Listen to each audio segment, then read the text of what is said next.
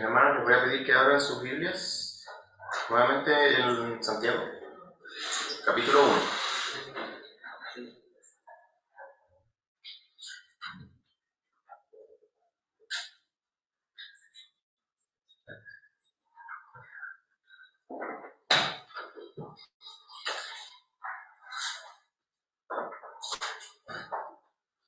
Santiago, capítulo 1.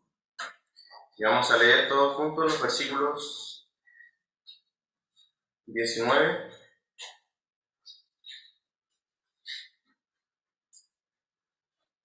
al 24.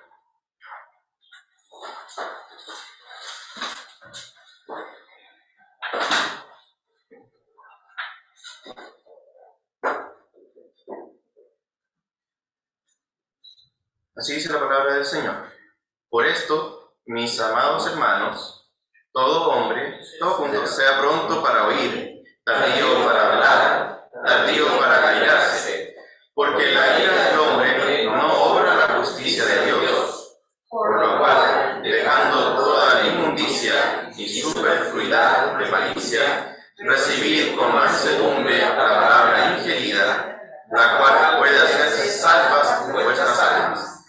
Mas sed hacedores de la palabra, y no tan solamente oidores, engañándoos a vosotros mismos, porque si alguno oye la palabra y no la pone por obra, este tal es semejante al hombre que considera en un espejo su rostro natural, porque él se consideró a sí mismo y se fue, y luego se olvidó qué tal era. Hasta ahí. Oremos. Bendito Dios y Padre Celestial, Señor, te doy gracias por la oportunidad que me das de servirte, mi Señor. Te ruego en este momento de que tú seas dirigiendo todo para que lo que salga de mi boca, mi Dios, sea solamente tu voluntad, mi Señor, para cada uno de nosotros. Ayúdame principalmente a mí y a todos también, mi Señor, a poder poner en práctica las enseñanzas de tu palabra, mi Señor, y te ruego que podamos ser todos edificados a través de tu palabra en este momento. Por Cristo Jesús, mi Salvador. Amén. Amén. Voy a tomar asiento.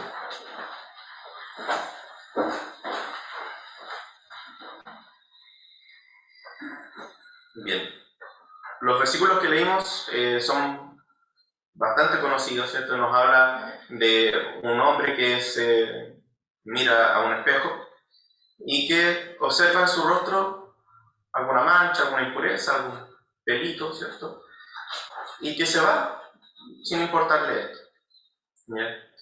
Muchos de nosotros, movidos por la flojera, el cansancio, quizás a veces hacemos caso omiso de lo que vemos en el espejo. Pero cuando vamos ante alguna situación importante, ¿cierto? Especial, nos arreglamos, algunos se pintan, otros se peinan, otros se afeitan, frente al espejo, ¿ya? Para ir viendo, ¿cierto?, estas modificaciones y no quedarse en su estado natural. Y esto es lo que quiero hablarles el día de hoy, ¿cierto? Que es lo que podríamos decir corrección. Al encontrar, ¿cierto?, en el rostro de cada uno alguna pequeña imperfección, algún granito, una cosa, se hace algo, ¿cierto?, para ocultar, enmascarar o corregir esto, ¿ya?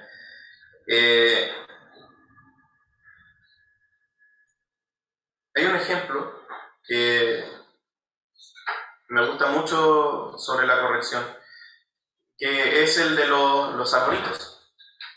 Los pequeños arbolitos cuando son plantados, a veces son palitos delgados, no tienen mucha fuerza para mantenerse en pie. Un viento fuerte los dobla, llega un perro, qué sé yo, alguien lo empuja y queda torcido. Y se les coloca, ¿cierto?, un tutor, un palo más firme, que los mantiene amarrados para que pueda mejorar su forma, pueda crecer derecho como se supone, ¿cierto?, o como se desea que crezca, hasta que tenga su propia firmeza. Y entonces el tutor ya cumplió su función y el árbol fue corregido. Hay otra manera de corregir también el crecimiento de un árbol, que es mediante la poda. Yo siempre recuerdo Y creo que hoy día vimos justamente un ejemplo de un árbol que fue podado muy salvajemente. Los pimientos acá, ¿cierto?, son podados de una manera brutal, a veces les queda el puro tronco. Y este árbol que vimos hoy, el tronco quedó de este tamaño y no quedó nada más. Pero asimismo se busca que el árbol vuelva a crecer por completo de nuevo y se van escogiendo, ¿cierto?, las ramas puntuales que se quieren desarrollar para que el árbol tenga la forma que el jardinero o la persona encargada quiere que el árbol tenga. Y asimismo el Señor quiere de nosotros que vayamos corrigiendo nuestra forma de ser, nuestra forma de pensar, nuestra forma de desarrollar los hilos conductores en nuestra mente y en nuestra conducta cotidiana. Y no solo en las ocasiones puntuales, ¿cierto?, cuando enfrentamos situaciones complejas, sino en la cotidianidad también. Cuando hablamos de corrección, hablamos entonces de arreglar algo, de enmendar el rumbo que está llevando una persona o alguna cosa. Pero vamos a hablar, ¿cierto?, de nosotros. Los que andan, los que piensan y los que actúan erradamente son aquellos que necesitan corrección. Todos nosotros necesitamos una primera y gran corrección en nuestras vidas. Y esta es la corrección del rumbo al que iba nuestra alma, encaminada primeramente a la condenación perpetua, y que solo el Señor puede enmendar este rumbo en nuestras vidas. Claramente, solo el Espíritu Santo puede abrirnos el entendimiento para ver, ¿cierto?, nuestra situación a la que el pecado nos lleva. Así lo dice la palabra del Señor, Juan 16:7. Pero yo os digo la verdad, os es necesario que yo vaya, porque si yo no fuese, el Consolador no vendrá a vosotros, mas si yo fuere, os lo enviaré. Y cuando Él viniere, redarguirá al mundo de pecado y de justicia y de juicio. En esto, ¿cierto?, podemos ver por completo la obra de Dios en nuestras vidas. Dios actuando como un padre que al ver nuestra situación nos va a buscar a nuestro Señor Jesucristo, que cumple la función de sacerdote y de sacrificio, muriendo por nuestros pecados, y finalmente el Espíritu Santo que obra en nuestro corazón, en la intimidad de nuestro pensamiento, para mostrarnos nuestra condición de pecado y entonces poder enmendar el rumbo. Solo reconociendo nuestro error es que podemos recibir una corrección y recibirla de tal manera que enmendemos el rumbo. Es por esto que es necesario que tengamos un corazón dócil, para que llegado el momento de recibir la corrección, surja un efecto positivo en nosotros, como dice el versículo 21 que leímos. Por lo cual, dejando toda inmundicia y superfluidad de malicia, recibid con mansedumbre la palabra ingerida, la cual puede hacer salvas nuestras almas. Y menciona justamente esta gran corrección, que es la primera gran corrección que debiésemos tener todo hombre y toda mujer,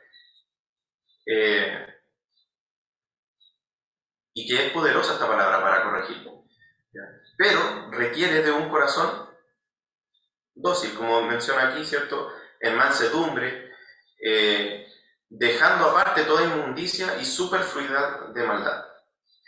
Esto mismo nos recuerda lo que dice el apóstol Pedro en 1 de Pedro 2, versículos 1 y 2.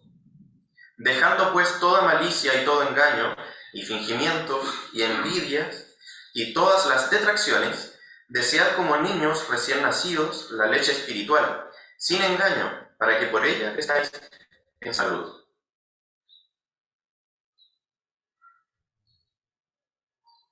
La primera gran corrección traía salvación, y desde entonces todas las demás correcciones traen consigo crecimiento, desarrollo en cada uno de nosotros. ¿Ya? Y esto es también un mandamiento en la palabra del Señor, más crecer crecer en la gracia y conocimiento de nuestro Señor y Salvador Jesucristo. Y también se nos da otro mandamiento que nos dice: sed pues imitadores de Dios como hijos amados, en Efesios 5:1. O también nos dice: como hijos obedientes, no conformándoos con los deseos que antes teníais, estando en vuestra ignorancia, sino como aquel que os ha llamado es santo, sed también vosotros santos en toda conversación. Porque escrito está: sed santos, porque yo soy santo. Está lleno de mandamientos todo esto para nosotros, pero se nos insta a buscar esta santidad, a buscar este crecimiento espiritual y este crecimiento a nivel personal también. Y un mecanismo para poder crecer y no crecer torcido es justamente la corrección. Las correcciones nos estimulan también a perfeccionarnos día tras día. Y debemos pensar también en cuál debe ser la fuente de esta corrección. ¿Cuál es la medida con la que nos deben medir, por así decir? ¿Y cuál es, si no, la palabra de Dios? Dice la palabra del Señor, 2 Timoteo 3, 16 y 17. Toda escritura es inspirada divinamente y útil para enseñar, para redarguir, para corregir, para instituir en justicia, para que el hombre de Dios sea perfecto, enteramente instruido para toda buena obra.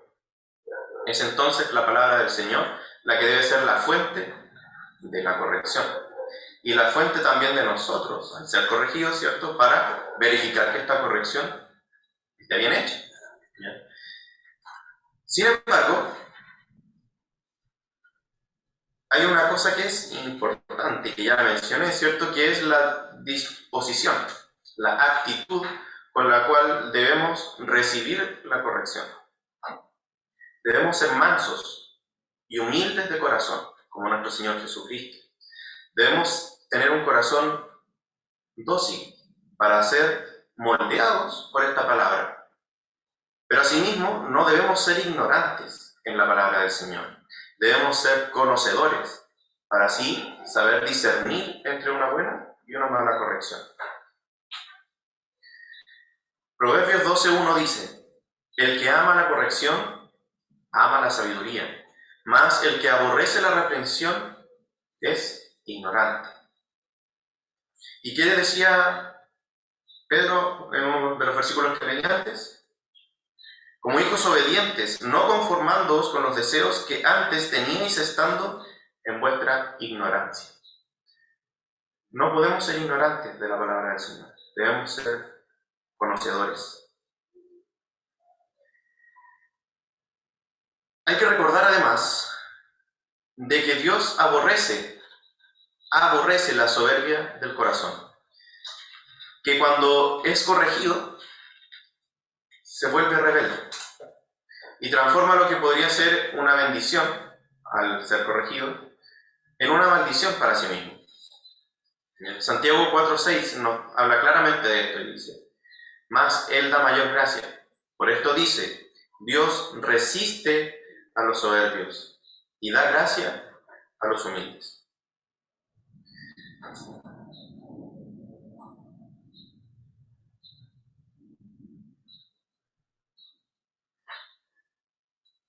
Al volver a hablar, ¿cierto?, de lo que es la fuente de nuestra corrección,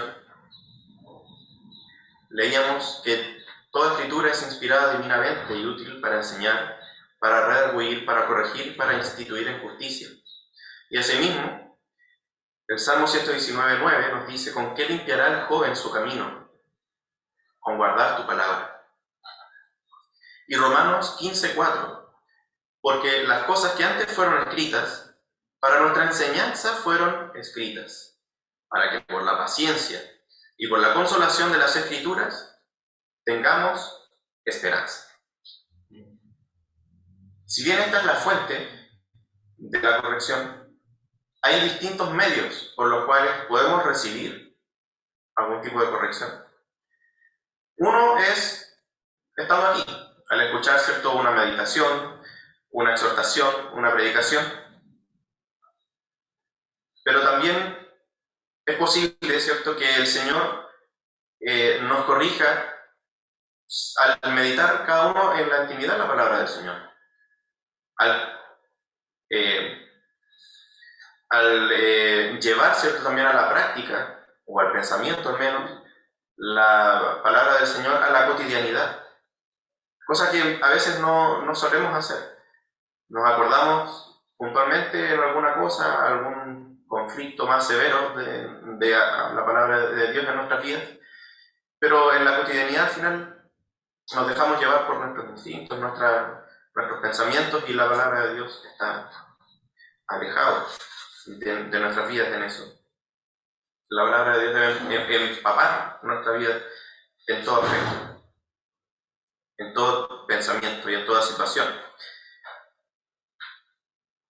También es posible que seamos reprendidos de manera directa por algún hermano, por algún anciano, por el pastor, o incluso, como en algún momento también lo fue Abraham, por algún inconverso, que Dios termina utilizando para reprendernos, incluso utilizando la palabra del Señor como fue, siendo otro tipo de medio. Pero también, si lo hacemos como nos dice la palabra del Señor, la conversación puede ser un mecanismo de corrección. Si es que nuestras palabras de conversación, ¿cierto?, están también en las Escrituras, o son temas espirituales los que conversamos también en alguna instancia. El Señor también puede utilizar ese medio, pero el corazón debe estar preparado para recibir una corrección y no retraerse o actuar en contraparte, sino recibir de buena manera esta corrección. Si bien estos versículos hablan de alguien que debe ser corregido, ¿cierto?, al encontrar en sí mismo un defecto, también en los primeros versículos nos habla o nos aconseja a aquellos hermanos que deben corregir, que deben ejercer esta función que no es fácil. Una corrección debe ser, primero que nada, ¿cierto?, con argumento, siempre. Si no, será una corrección vana, vacía, incluso podría ser autocomplaciente al decir, no, esto está mal y tengo que hacer algo al respecto, y hago algo al respecto, al corregirlo, pero sin argumento. Finalmente, yo me siento bien porque hice lo que tenía que hacer, pero no lo hice bien, al no tener argumentos con los que corregir. Y finalmente estas correcciones a la loca terminan haciendo más mal que bien, pues termina reforzando incluso la conducta que se busca corregir, pues que la contraparte, ¿cierto?, podría decir o sentirse empoderada al pensar que no hay argumentos en contra de lo que está haciendo. Me está diciendo que no lo haga porque sí, porque no le gusta a él. Es importante entonces acudir a la fuente con la que se debe corregir.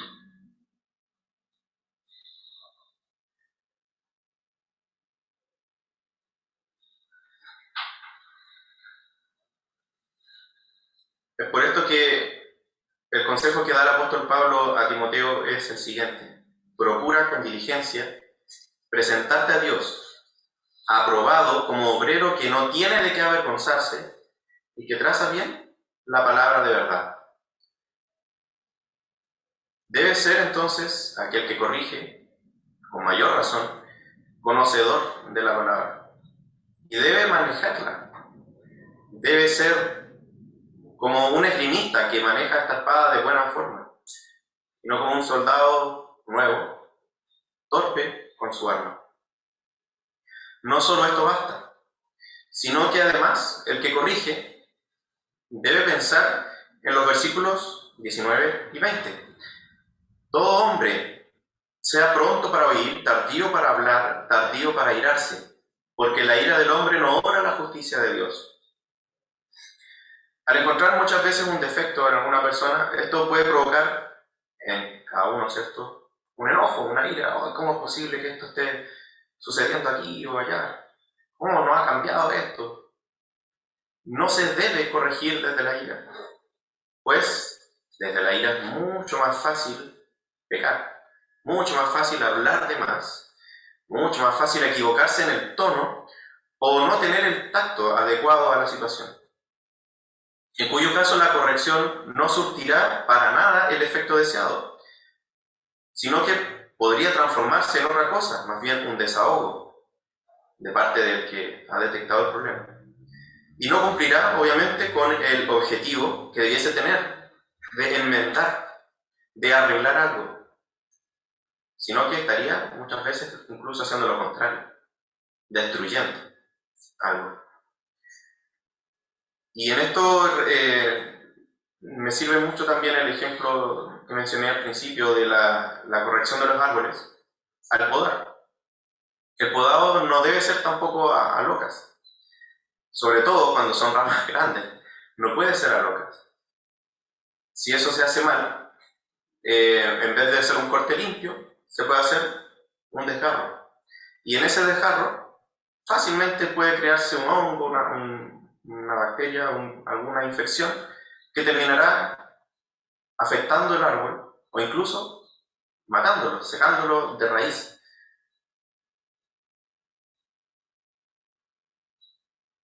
Sobre todo incluso cuando viene lluvia. Sobre todo cuando viene lluvia y estas rajaduras quedan expuestas. Y siendo que la lluvia es de beneficio para el árbol, termina al final matándolo.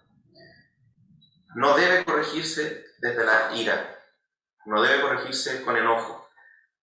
La corrección debe ser firme, sí, no hay duda alguna en eso, pero debe hacerse en amor, debe hacerse en paciencia.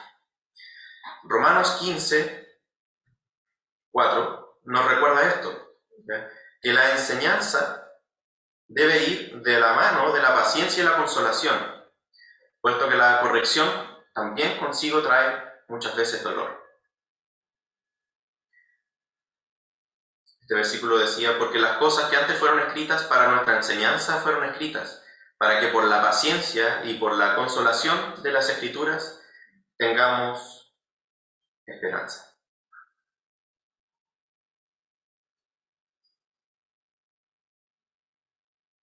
Segundo Timoteo 4:2 dice: que prediques la palabra, que instes a tiempo y fuera de tiempo, redarguye, reprende, exhorta con toda paciencia y doctrina. El siervo de Dios debe estar preparado para predicar, para instar, para redarguir, para todas estas acciones, en todo tiempo. Debe estar preparado para eso. Debe estar además en oración, velando y estando atento también a la necesidad y a la oportunidad para corregir. Para hacerlo también con sabiduría, con firmeza y con amor, para el beneficio de sus hermanos, ya que el fin de la corrección es la edificación y no la destrucción. Obviamente el siervo de Dios también tiene que estar en constante autoevaluación para que no sea hallado primeramente él en falta al momento de corregir. Recapitulando entonces, el corazón dócil es la tierra fértil para que crezca un árbol sano, firme, fuerte y erguido. En contraparte, un corazón soberbio es ajeno al deseo de Dios y no recibirá jamás una corrección, o al menos no lo hará de la mejor manera, y crecerá torcido. Podrá verse fuerte, pero estará torcido. Para corregir, es necesario ser conocedor de la palabra. Es importante ser sabio y diligente para aplicar esta corrección. Y además, hacerlo no con rabia, sino que con amor. Si se siente que le falta alguna de estas cosas, ore a Dios para que se las brinde. Y además, recordemos orar también, los unos por los otros. Ore por su hermano que necesita corrección, ya que así también demostramos el amor que cubrirá multitud de pecados. Oremos también por aquellos que nos presiden y en quienes recae la mayor responsabilidad de esta labor de la corrección, para que la gracia y la sabiduría del Señor les guíe siempre. Oremos. Bendito Dios y Padre Celestial, en este momento le pido que primero mi Dios sea usted obrando en mi vida y asimismo también en la de cada uno de nosotros, mi Señor, para que nuestro corazón, si es que es orgulloso, si es que es soberbio, mi Señor, deje de serlo, que nos comportemos realmente como tú quieres, mi Señor, que tengamos un corazón dócil y dispuesto a ser modificado por tu palabra, mi Señor, para beneficio no solo nuestro, sino que también de nuestros hermanos, y que en donde sea que estemos, mi Señor, también podamos ser de bendición, podamos ser una luz en el mundo, mi Señor. Sé también por nuestros hermanos que están sobre nosotros, que tienen la importante labor, mi Señor, de detectar y de corregir todas las fallas que puedan haber en cada uno de nosotros, y obra a través de ellos, mi Señor, para que podamos perfeccionarnos día tras día y podamos parecernos más, mi Señor, a Cristo y más a ti también, Padre, en perfección y en santidad. Por Cristo Jesús, mi Salvador, te ruego todo esto. Amén. Amén. Amén.